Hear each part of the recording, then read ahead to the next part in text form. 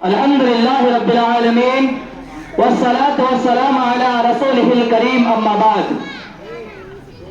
نفرت بری ہے نہ پالو اسے، دلوں میں خلش ہے نکالو اسے، نہ تیرا نہ میرا نہ اس کا نہ اس کا، یہ سب کا وطن ہے بچا لو اسے. برادران اسلام، ہندوستان کے اندر تو تاریخ بہت مشہور و معروف ہے. ایک 15 اگست 1947 اور دوسرا 26 جنوری سن 1950. برادران اسلام، تن کے گورے من کے کالے انگریز تجارت کے غرض سے سرزمین ہندوستان کے اوپر قدم رکھے تھے، لیکن رفتہ رفتہ تجارت کے نام پر سیاسی اور قومی افور رسوخ حاصل کر کے یہاں کے حکمرانوں کو پس پشت ڈال دیا تھا. انگریز ہندوستان کے ایک سے ایک بجا دی تھی، ہزاروں آبادیاں ویران کر دی تھی، ہر جگہ قتل و غارت گری کا بازار گرم کر دیا تھا، ہر جگہ سناٹا ہی سناٹا، خاموشی ہی خاموشی کی فضا نظر آ رہی تھی.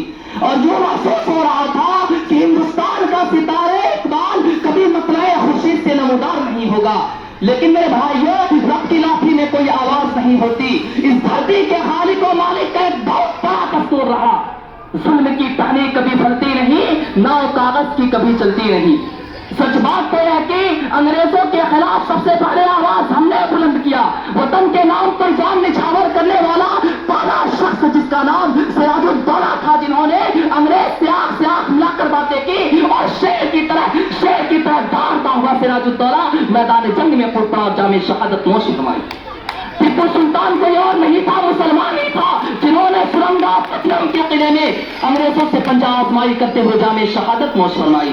تو میرے بھائیوں، ہم نے چنا ہے اس ملک کو، ہم اس ملک کے حصہ دار ہیں، کرایہ دار نہیں ہے. برادران اسلام، اس ملک کو انگریزوں کی غلامی سے آزاد کرانے میں تمام کے تمام مذاہب کے لوگوں نے حصہ لیا تھا، لیکن مسلمانوں کا کردار، مسلمانوں کا رول اس میں سب سے اوپر اور سب سے نمایاں تھا. خاص طور سے ہمارے علماء کرام نے اپنی جانوں کا نذرانہ پیش کرنے میں کوئی کشش نہیں چھوڑا، اور ایسا ہونا فطری بھی ہے، کیونکہ مسلمانوں کو اپنے ملک سے محبت کرنا، اپنے دیش سے محبت کرنا، اپنے وطن سے محبت کرنا ایمان کا ایک حصہ بتایا جاتا ہے.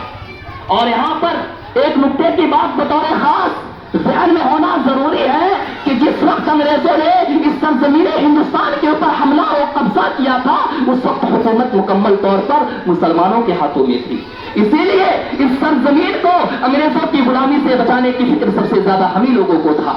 اس کی مثال یوں سمجھے جا سکتی ہے کہ جب کوئی دشمن کسی کے گھر پر اور یا زمین پر حملہ اور قبضہ کرتا ہے تو اس گھر کو بچانے کی فکر سب سے پہلے گھر والوں کو یا زمیندار کو ہوتی ہے، اور وہ جوار کے لوگ بات میں ساتھ دیتے ہیں. اسی طرح سے میرے بھائیوں، یہ بات فیروزے روشن کی طرح نمایاں ہے کہ ہندوستان کو انگریزوں کی غلامی سے بچانے کی فکر سب سے زیادہ ہم ہی لوگوں کو تھا. تب جا کر ہمارا ملک 15 اگست 1947 کو انگریزوں کی غلامی سے آزاد ہوا. لیکن میرے بھائیوں، یوں ملے لوگ ہم سے آزادی کے بعد، یوں ملے لوگ ہم سے آزادی کے بعد جیسے بے حس باپ دوسری شادی کے بعد. آزادی کے بعد ہمارا کوئی دستور آئین نہیں تھا، کیونکہ اب تک انگریزوں کا بنایا ہوا قانون چل رہا تھا. اب ضرورت تھی ایسے دستور آئین کی جو بھارت کی تعمیری، تعلیمی، سیاسی اور ثقافتی کی راہ میں سنگ میل ثابت ہو سکے. چنانچہ میرے بھائیوں، ایک کمیٹی تشکیل دی گئی جس کے چیئرمین ڈاکٹر راجندر پرساد اور جس کی صدارت ڈاکٹر بھیم راؤ امبیڈکر کر رہے تھے. نہایت زور و شور کے بعد، نہایت کوششوں کے بعد ایک قانون بنایا گیا اور 26 جنوری سن 1950 کو قانون پورے ملک میں لاگو کر دیا گیا. اسی لیے ہر سال کی طرح اس سال بھی ہم لوگ 26 جنوری منانے کے لیے یہاں پر اکٹھا ہوئے ہیں، اور اس بات کی ثبوت پیش کرتے ہیں کہ بھارت کے اندر اتحاد و اتفاق کا دروازہ ہمیشہ کھلا رکھا جائے. میں حکومت سے کہنا چاہتا ہوں، خاص طور سے آپ مسلمانوں کو حق دے جو جمہوریت کے آئین سے ملنی چاہیے، تبھی جا کر ہمارا ملک کامیاب ہو سکتا ہے، ترقی کر سکتا ہے. تجھے مبارک ہو حکمرانی مخالفت ہم نہ کریں گے، تجھے مبارک ہو حکمرانی مخالفت ہم نہ کریں گے.